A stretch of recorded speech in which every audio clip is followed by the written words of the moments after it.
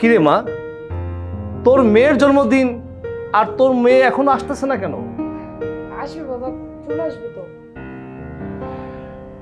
ওই এখনো আসে না কেন? মা, মা কেমন আছো তুমি?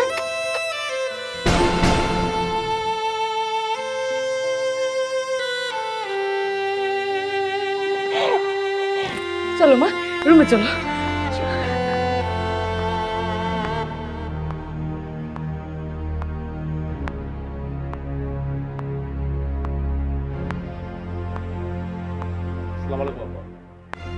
ওয়ালাইকুম আসসালাম।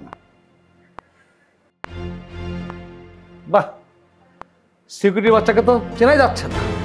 হ্যান্ডসাম, মনে হচ্ছে বিদেশ থেকে প্লেনে করে আসছে। কিন্তু এই কোটটা মনে হচ্ছে খুব পরিচিত।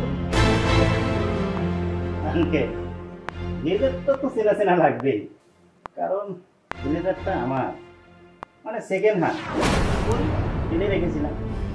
তাই বোধ হয় ববি ওকে পড়ার জন্য পাঠিয়ে দিয়েছে। এছাড়া কি করবে আঙ্কেল, একটা ফকিরির বাচ্চা, একটা ব্লেজার কেনার টাকা তোর কাছে নেই। তাই আমার ওই সেকেন্ড হ্যান্ড ব্লেজারটা পাঠিয়ে দিয়ে সেটা করে দূর করে চলে এসেছে। দেখুন, আপনাদের কোথাও একটা ভুল হচ্ছে। আঙ্কেল, ভুলটা আমাদের হচ্ছে। ওর কাছে এরকম ব্লেজার আছে, মানে অনেক দামি একটা ড্রেস আছে, মানে যেটা আপনার আমার কাছে নাই। এমনকি বিল ক্লিনটনের কাছেও নাই, এত দামি একটা ব্লেজার আছে, সিকিউরিটি গার্ডের ড্রেস।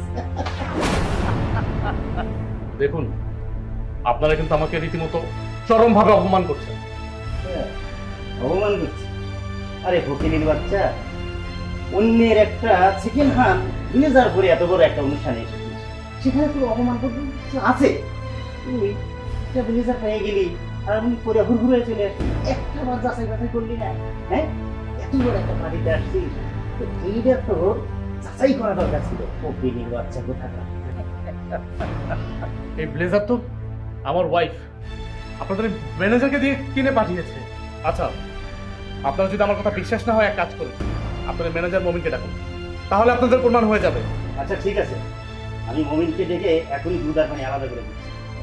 মমিন, স্যার আমাকে দেখেছেন? এই মমিন, তুমি ওনাদেরকে বলো এই ব্লেজারটা তুমি কিনে নিয়ে আসছো। তোমার ম্যাডাম মানে আমার ওয়াইফ টাকা দিছে না, তুমি মার্কেট থেকে কিনে নিয়ে আসছো না? বলো ওনাদেরকে।